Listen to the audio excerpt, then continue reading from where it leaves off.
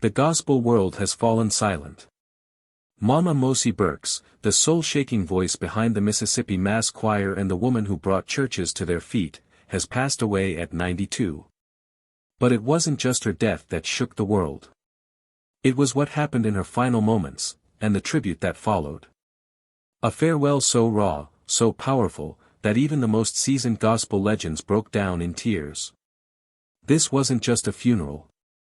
It was a spiritual reckoning. From the very first note to the final goodbye, something sacred filled the air. Today, we uncover the emotional final chapter of a woman who didn't just sing gospel, she lived it, breathed it, and shook the heavens with it. Mama Mosie Burks wasn't just a gospel singer, she was a spiritual force. Her voice didn't just fill rooms, it lifted souls, broke chains, and reminded the broken that grace was still within reach. For decades, she stood as the heartbeat of the Mississippi Mass Choir, turning every performance into a worship experience. But now, that mighty voice has gone quiet. At 92, Mama Mosie left this world, not in silence, but with an echo that still rings through sanctuaries, radios, and hearts. Her passing marks the end of an era, but also the beginning of a legacy that refuses to die. What really happened in her final days? How did the choir that stood beside her on stages across the world face the moment they'd prayed would never come? And what occurred at her funeral left everyone stunned, a farewell so deeply moving it brought even the toughest to tears. In this video, we uncover the untold stories of Mama Mosie's final moments, the behind-the-scenes pain and power of her goodbye, and why this gospel giant will forever remain the voice that never truly went silent. You won't believe who walked through those church doors. You won't believe the song that brought the entire room to its feet. And most of all, you won't believe the final message Mama Mosie left behind, a message that shook everyone to their core. This wasn't just a goodbye. This was a spiritual climax, a thunderous celebration of a life lived in full praise. Before we grieve her passing, we must honor the fire she carried. Because Mama Mosie Burks didn't just sing gospel, she was gospel. Her life was a walking sermon, and her voice a holy weapon that made demons tremble and saints weep. Born in 1931 in the heart of Mississippi, Mosie Burks rose from the dust of poverty and pain to become a global symbol of praise and perseverance. Raised in a large family grounded in faith, she discovered young that her voice wasn't merely beautiful, it was divine. It carried the weight of generations, the power of deliverance, and the sound of freedom. In every note she sang, church pews rattled and spirits were stirred. She was more than a singer, she was a vessel, chosen and anointed, leaving behind not just memories, but a legacy that will roar through eternity. She sang even when she was in pain or poor or during the civil rights fight. Her voice helped her stay strong. She sang in a small church choir and was a star there before she joined a big choir. On Sunday mornings, she led soulful hymns that touched heaven. But the world didn't really meet her until the Mississippi Mass Choir called in the late 1980s. Frank Williams put together the choir, and Mosie Burks quickly became one of its most famous and loved lead singers. She put on exciting shows. She did more than sing the message, she lived it. Mama Mosie had a powerful, joyful faith that could light up arenas, whether she was singing "When I Rose This Morning" or "God's Been Good to Me." For as long as she could remember, Mosie never slowed down. In her 80s and early 90s, she still toured, preached, and performed. She always wore a hat with a big smile on it and her voice was always full of fire. She didn't want to be famous. It went after her. She didn't sing to get cheers. She sang to make God look good. That's why her death was sad for more than just church music.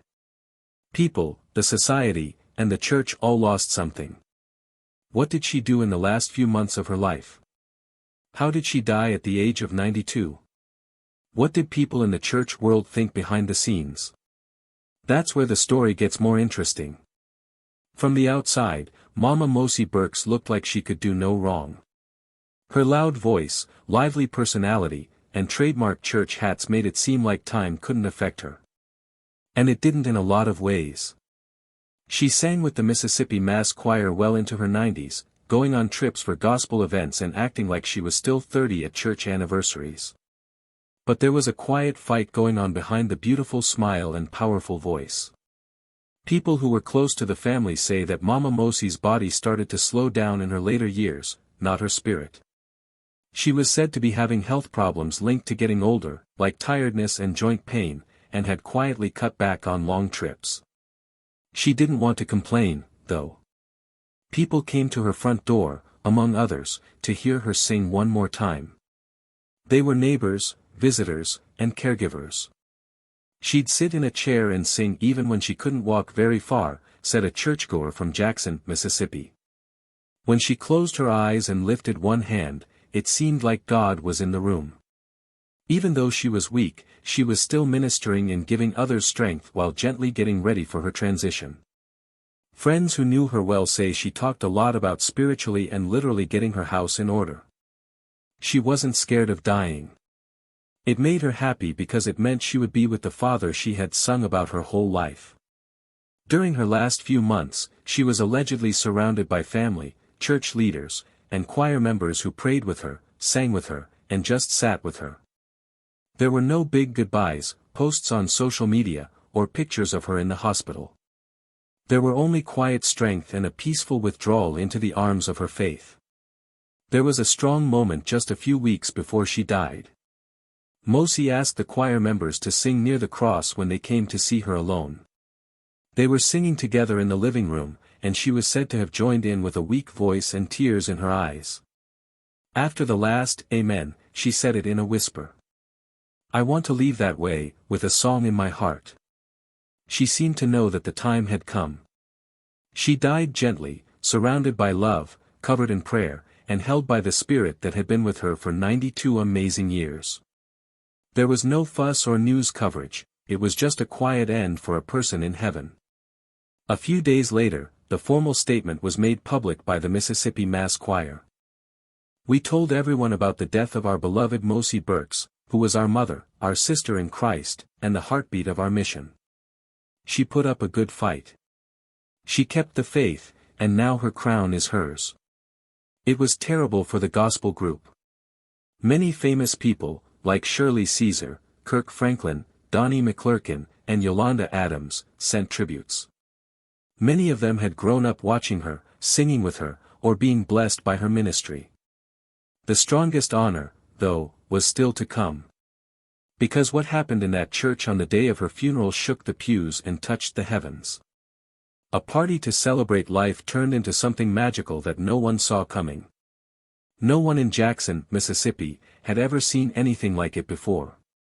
As soon as there was word that Mama Mosie Burks had died, it was clear that this would not be a normal funeral. It would be a party to honor life. Of course, but it would also be a mental quake.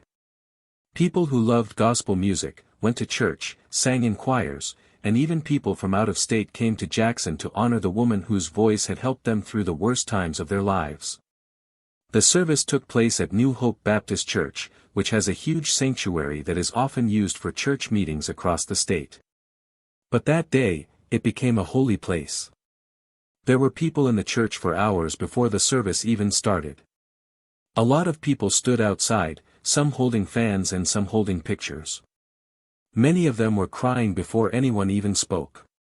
Inside, Mosie's white and gold coffin was at the front and was surrounded by tall arrangements of magnolia, lilies, and white roses. It was displayed next to her signature church hat, which was a simple reminder of how elegant and classy she was. The music, on the other hand, made the service feel like heaven. The room went dead when the Mississippi Mass Choir took their place. They were dressed in long robes and were wiping their eyes. Without playing a note, the group then started to sing, "When I Rose This Morning." As soon as their words were heard, a powerful wave went through the crowd.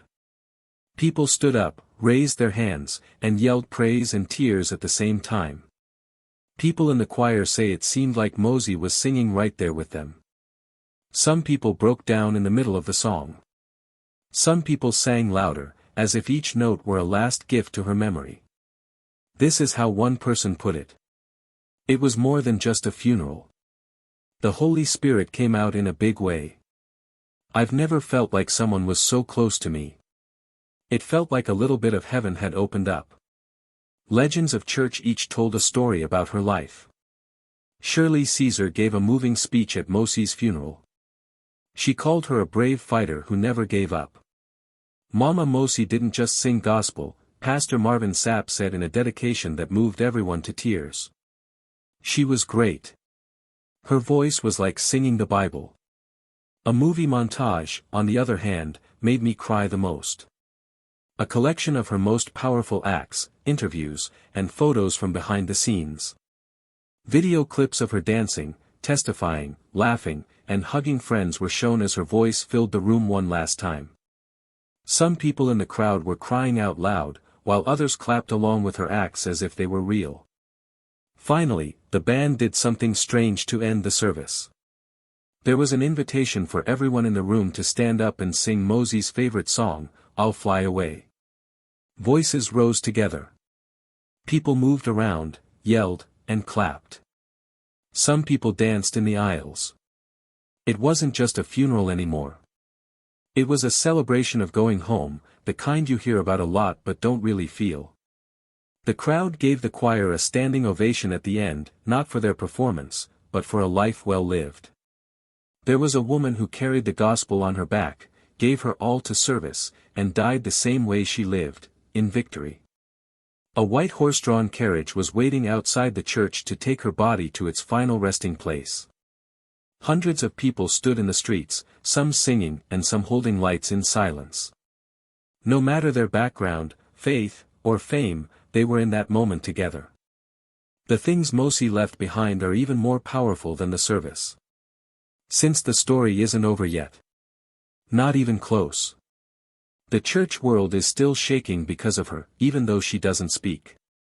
Not only do people personally lose someone like Mosie Burks when they die, but also whole generations do. She led souls as well as songs. And because she left such a deep mark on the church community, she continues to serve even after she is gone. You can't just look at the stage to understand how she affected people. Yes, Mosie was one of the lead singers for the Mississippi Mass Choir, which became famous all over the world. Mosie was a bridge, though. She was the link between the old and the new, between the psalms our grandmothers sang and the praise songs we sing today. She made it all feel like it was linked in some way. Songs like, I'm Not Tired Yet, When I Rose This Morning, and, Your Grace and Mercy, didn't just make her laugh, they changed her. There are even pastors and church leaders who say that whole altar calls would start as soon as Mosie opened her mouth to sing. When Mosie Burks led worship, it didn't matter if you were young or old, Baptist or Pentecostal, broken or whole. You felt like God was speaking directly to you, said a church leader. Gospel singers now follow her style of praise, which is full of joy, reverence, spontaneity, and a deep link with the soul. She didn't practice how she felt.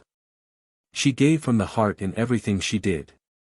That's why her words could be heard in prisons, hospitals, and churches around the world, through speakers and screens. But she left behind more than just songs.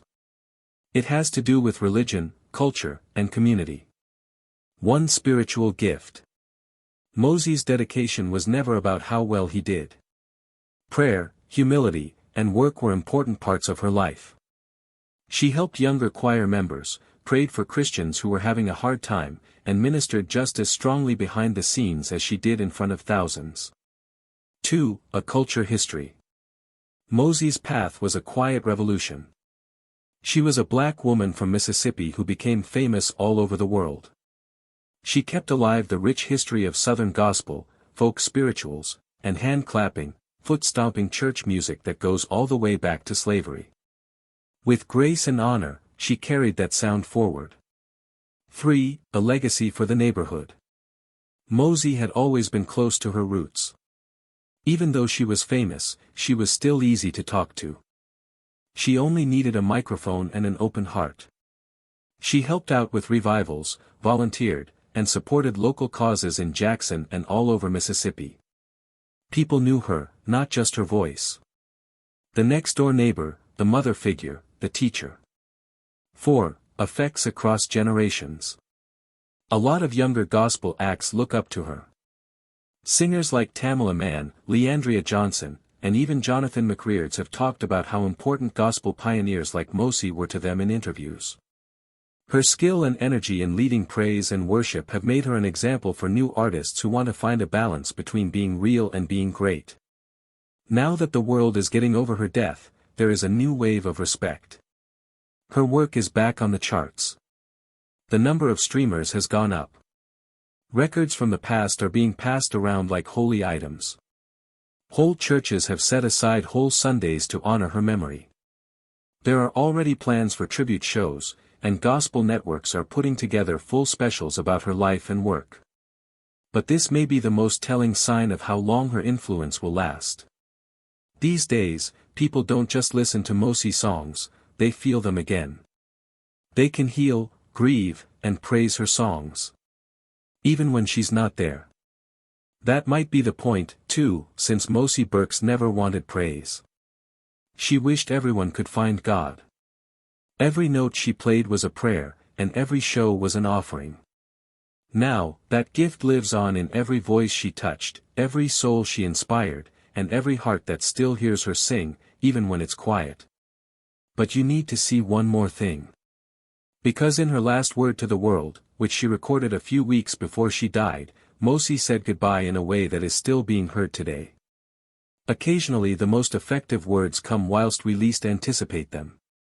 In the final weeks of her lifestyles, Mama Mosie Burks, regardless of her slowing fitness and limited public appearances, shared a message with her church circle of relatives that would become her unofficial farewell to the sector. It wasn't scripted. It wasn't broadcast on TV. It became easy, quiet, and from the soul. The instant passed off in the course of a Sunday morning service at her domestic church in Jackson. She hadn't been scheduled to speak, however at some point of testimony time, she rose slowly from her seat. The room fell nevertheless. With a cane in one hand and a folded handkerchief in the other, Mama Mosie approached the pulpit. Her steps have been small, however her presence changed into amazing. The congregation, already emotional from worship, grew to become their full attention toward her. And then she spoke. "If the Lord calls me home tomorrow, I need you all to know I'm prepared.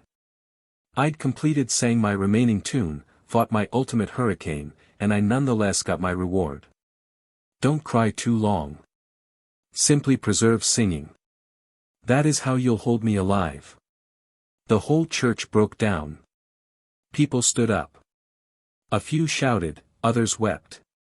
It wasn't just a goodbye. It became a release, a blessing, a baton passed from one generation to the subsequent. She closed by singing one final verse, softly but truly from the hymn, "It is well with my soul. Whilst peace like a river attendeth my manner, that final be aware, trembling but anointed, has now grown to be a sacred memory for all and sundry who changed into in the room that day." A few attendees recorded the moment on their telephones, now not knowing at the time that this would be the closing public second Mama Mosie might ever share. That footage has considering the fact that gone viral on gospel Facebook businesses, YouTube channels, and church pages across the South. And whenever it's played, it sparks new tears, new reminiscences, and new celebrations of the life she lived. However, her very last message wasn't just a statement of peace. It changed into a call to action. In the weeks after her passing, pastors started sharing her phrases from the pulpit. "Do not cry too lengthy, simply preserve singing." It became a rallying cry. Choirs commenced dedicating songs in her honor. Church mothers quoted her for the duration of prayer circles. Social media flooded with the hashtags Hold Singing Mama, and gospel groups throughout the country dedicated themselves to maintaining her sound, her spirit, and her message. Several gospel radio stations even performed her final testimony on air, uncut, uncooked, and emotional, accompanied with the aid of a complete set of her maximum cherished songs. It turned into a becoming tribute for a lady whose voice brought recuperation to countless souls. And possibly most powerfully, her message is now getting used to inspire others managing grief. One fan commented online, "I simply lost my mother this year. I felt like I couldn't breathe. However, once I heard Mama Mosie say, "Do not cry too long. Simply preserve singing." It jogged my memory that praise is power even in ache. Another stated, "I wasn't even familiar with her earlier than she died, but now I can't stop listening. It's like her voice is assisting me come back to life." That is the prophetic strength of Mosie Burks' final phrases. They were not supposed for repute or records books. They were meant for recovery. And now they are doing greater than she ought to have ever imagined. And as this emotional journey attracts to a near, we're left with one remaining fact. At the same time as Mama Mosie may also have left this earth, her voice, her love, and her spirit will never be silenced.